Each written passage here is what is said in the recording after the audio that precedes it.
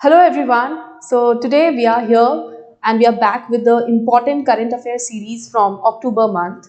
So we have actually started the current affairs series for BPSC 68 जहाँ पे हम जो भी important events है जो एग्जाम में पूछे जाने के चांसेस हैं उन पे फोकस कर रहे हैं एंड इसी कंटिन्यूएशन में today we are here with October month का current affairs. So we will be discussing all the important pointers and you need to focus only on those specific points जो कि exam में बिल्कुल पूछे जाएंगे, right? वो मैं आपको स्पेसिफिकली बता दूंगी कि हाँ इस लाइन में कहाँ से क्वेश्चन आने के चांसेस हैं and you have to just focus on that. So देखो प्रीलिम्स में ये फ़ायदा होता है ना कि हमें आंसर हमारे सामने है, we just have to cater out the correct one. आपको पहचानना आना चाहिए, ठीक है? और करंट अफेयर्स में चूँकि बहुत सारी चीज़ें होती हैं तो हमें लगता है कितनी सारी चीज़ों को हम रटेंगे, कितनी सारी चीज़ें हमें याद करनी है.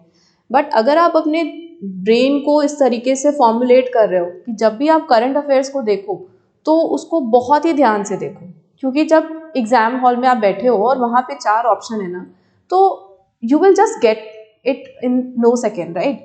मतलब तुरंत आप उस चीज़ को फिगर आउट कर लोगे, अच्छा ये चीज़ मैंने कहीं पढ़ी है और ये चीज़ यहाँ से लिंक्ड आउट है, तो एलिमिनेशन बहुत हेल्प आउट कर देता है. तो चलो स्टार्ट करते हैं अक्टूबर मंथ का current affairs. So the very first and the most important one here is अभी रिसेंटली इलेक्शन हुआ चेयरमैन का, ठीक है? Like as you know there only 6 states. Normally क्या है इंडिया में बाई कैमरल लेजिस्लेचर है, like we have 2 houses, that is the Lok Sabha and the Rajya Sabha, और 6 स्टेट्स हैं जिसमें कि आपके लेजिस्लेटिव काउंसिल्स हैं. So Bihar is one of them. इसके अलावा यूपी है, तेलंगाना है, ठीक है? आर्टिकल 169, ठीक है? सो आर्टिकल 169 स्पेसिफिकली किसकी बात करता है? इट टॉक्स अबाउट क्रिएशन और एबोलिशन ऑफ लेजिस्लेटिव काउंसिल, ठीक है? ये आर्टिकल काफ़ी न्यूज़ में भी था बिकॉज वेस्ट बंगाल गवर्नमेंट ने बात करी थी कि हम एक लेजिस्लेटिव काउंसिल क्रिएट करना चाहते हैं. So this article is very important from state legislature perspective. Okay, so current affairs में अगर हम बात करें, सो this is the 12th chairman of Bihar legislative council और ये है देवेश चंद्र ठाकुर, ठीक है? और ये इनका 4th टर्म है as MLC. So this is not the very first time. इसके पहले भी ये बिहार लेजिस्लेटिव काउंसिल के मतलब मेंबर रह चुके हैं. Now next, outlook traveller award 2022 किसने ऑर्गेनाइज किया? आउटलुक ग्रुप न्यू दिल्ली में. अब बात यह है कि यहाँ पे बेस्ट लोकेशन का अवार्ड दिया गया है स्पिरिचुअल डेस्टिनेशन कैटेगरी किसको? बोध गया को. So now this is again a very important development और ये आपको एग्जाम में क्वेश्चन पूछा जा सकता है. नेक्स्ट अवार्ड किसने रिसीव करा है? Santosh Kumar Maurya. But this is not important. Important ये है कि best location in spiritual destination category में किसको अवार्ड मिला है? तो वो मिला है बिहार के बोध गया को. क्लियर? इसके बाद नेक्स्ट है हमारे पास national teacher award. So from Bihar we have Nishi Kumari जो कि पटना से है, and next we have Saurabh Suman who is from Supaul. Next, now this is again a very important development. Awadh Bihari Chaudhary, he is the new speaker of the Bihar Legislative Assembly. क्योंकि ये सारे developments अभी recently हुए हैं, so exam में ये question यहाँ से आपको सीधे पूछा जा सकता है कि नए लेजिस्लेटिव काउंसिल के चेयरमैन कौन है या फिर स्पीकर कौन है. सो ये नाम आपको याद रखना है. Now this is a very important one, smart India hackathon, ठीक है? इसके विनर कौन है? Muzaffarpur institute of technology. Now this is 3rd time in a row, ठीक है? और इसके टीम का नाम क्या है? रेनबो 61. इन्होंने प्रेजेंट किया ऑटोफिश प्रोजेक्ट को. Now that project is not that important, but आपको ध्यान रखना है कि हाँ किसको मिला है? तो मुजफ्फरपुर इंस्टीट्यूट ऑफ टेक्नोलॉजी को. And this is not the very first time but it's 3rd time in a row. Now NCRB data 2021. सो देखो ये क्राइम में बिहार का जो रैंक है this is 7th according to this 1.86 lakh IPC cases. और बिहार के रैंक अगर हम बात करें पर लाख में तो दैट इज फर्स्ट. बिहार का रैंक अगर हम मर्डर के केस में बात करें सो दिस इज 2nd और फर्स्ट नंबर पे है यूपी. और बिहार के रैंक की अगर हम बात करें चोरी में यानी कि थेफ्ट में, so it is 3rd. Now जो नेक्स्ट इंपॉर्टेंट है वो भी इसी से रिलेटेड है, but that is specifically talking about the crime against women, कि विमेन्स के लिए क्या क्राइम है। आपको पता है ज़्यादातर जो चीज़ें होती हैं वो अनडिफाइंड होती हैं, लाइक ये रजिस्टर्ड नहीं होता है, बट ये जो चीज़ें हैं ये रजिस्टर्ड डेटा के अकॉर्डिंग है। सो इसमें बिहार में 30.2% है एंड नेशनल का एवरेज है 64.5%। सो this is the crime rate. अगर हम बात करें टोटल क्राइम रेट में तो बिहार का रैंक है 9th और 12th है इन टर्म्स ऑफ मर्डर, ठीक है। और इसमें 8th रैंक था, सो अभी बेटर किया है बिहार ने। नाउ क्राइम रजिस्टर्ड वुमेन के अगेंस्ट जो है दैट इज 17,950 और हाईएस्ट जो है वो यूपी का है। सो यहाँ से आप ये जो फिगर है ये आप यूपी पीसीएस के लिए भी कोट आउट कर सकते हो, क्योंकि यूपी पीसीएस का भी एग्जाम है रिसेंटली, ये भी होने वाला है मई के मंथ में। सो यहाँ पे ये भी इम्पोर्टेंट है।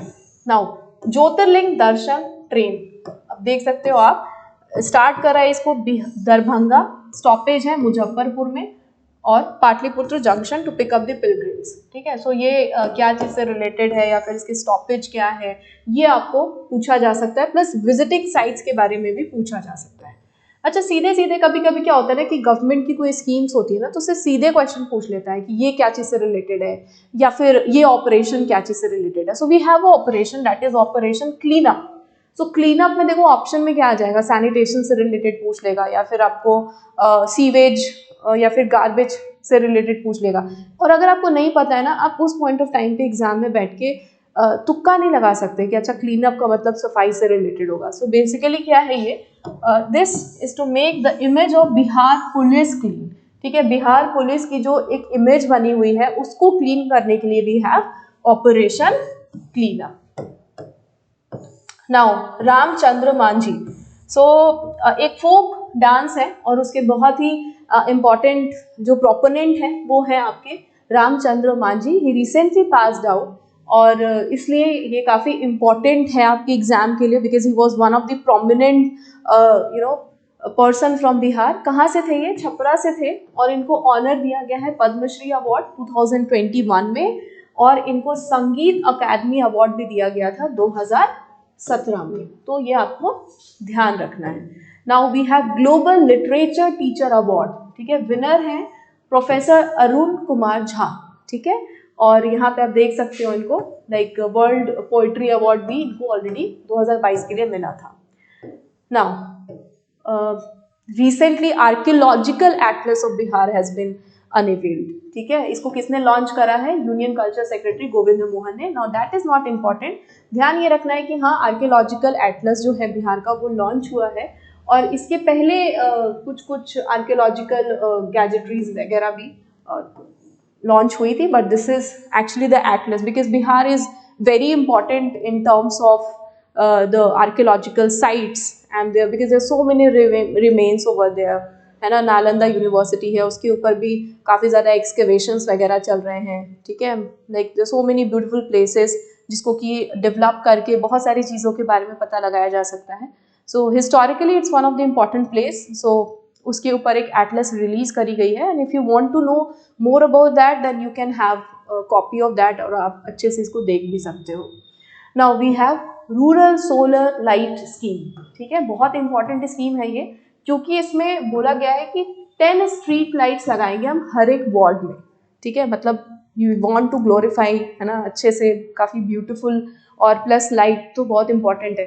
तो इसके ये बड़ा ही मेगा प्रोजेक्ट है, ठीक है, स्टेट ऑफ बिहार का और इसकी बजट जो है वो है 2000 करोड़ की। सो कई बार ना बजट से भी क्वेश्चन पूछ लेता है, ठीक है। ईच यूनिट का क्वेश्चन नहीं पूछेगा, डिपार्टमेंट पूछ सकता है कि कौन से डिपार्टमेंट ये इसको करने जा रहा है। So that is done by department of energy and Panchayati Raj, दोनों मिल करके साथ में कर रहे हैं। Now we have Bihar state institute of mental health and allied sciences.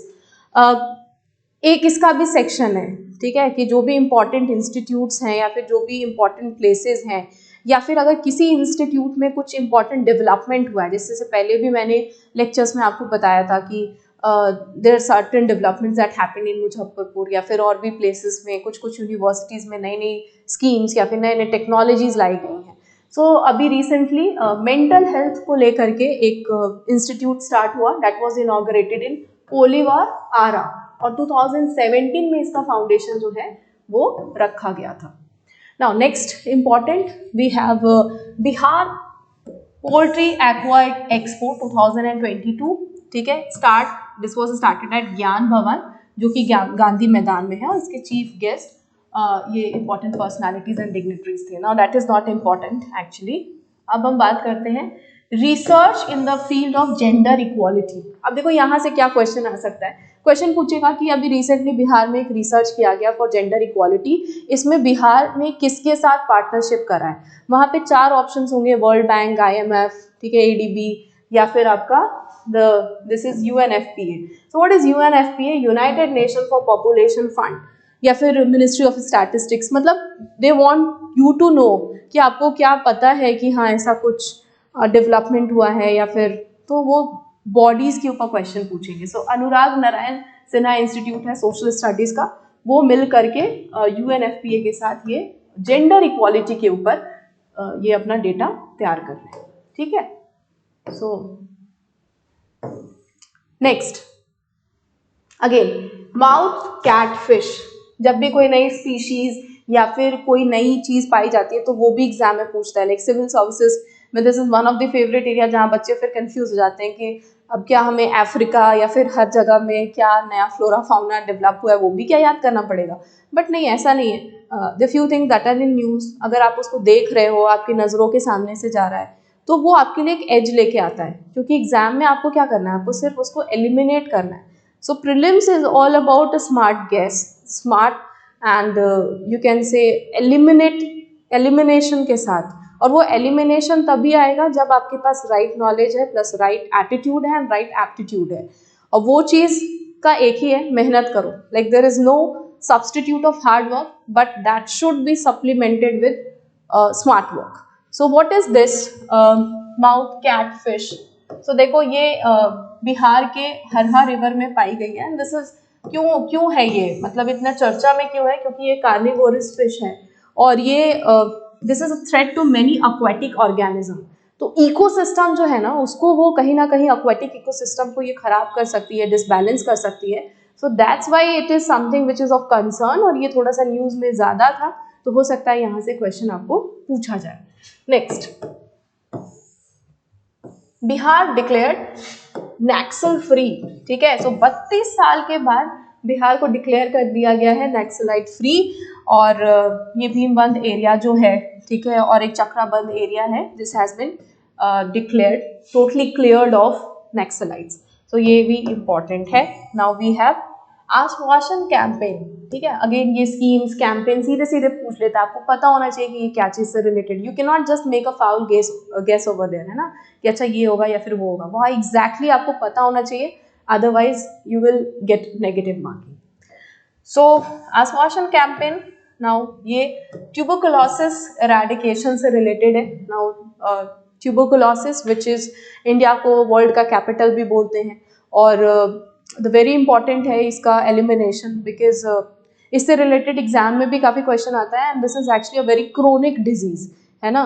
तो काफ़ी पेशेंट को काफ़ी ज़्यादा इस इलनेस को लेकर के मतलब मेंटल या फिर फिजिकल हर तरीके से उसको केटर आउट करना पड़ता है। सो इट्स वेरी इंपॉर्टेंट कि इसको इरेडिकेशन के लिए, इसको ख़त्म करने के लिए बहुत सारे प्रोग्राम्स और काफ़ी स्पीडी तरीके से इसके ऊपर काम किया जाए। सो आश्वासन स्कीम जो है, this is 75 high TB burden tribal district जो है उसको सिलेक्ट किया गया है, और उस पर स्पेसिफिकली काम किया जाएगा। And this is tribal TB initiatives, ठीक है, कि कैसे हम ये जो टीबी के केसेस हैं इसको कम करें। नाउ टीबी कैसे होता है? Now this is not caused by virus, this is actually caused by bacteria, that is mycobacterium, ठीक है। So yeah now we have awakening program. Awakening program क्या है? देखो, अवेकनिंग प्रोग्राम जो है नेशनल एजुकेशन पॉलिसी जो 2020 में आई, जिसका मेन क्या था, लाइक जो हमारा नॉर्मल है वो 10+2 होता है, इसमें क्या बात की गई 5+3+3+4।